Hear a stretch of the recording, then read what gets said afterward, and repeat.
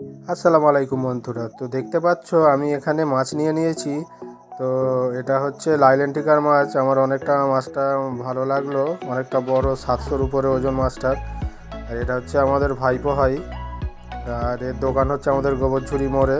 তো এখন রাত্রিরে আমি মাছটা নিয়ে নিলাম।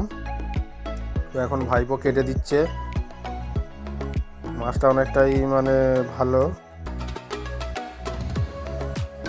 সুন্দর করে কাটছে ভাইপো।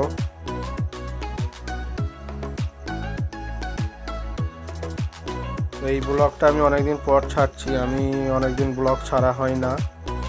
তো এটা আমাদের পবিত্র আমাদের রমজান মাস চলছে, বরকতের মাস চলছে।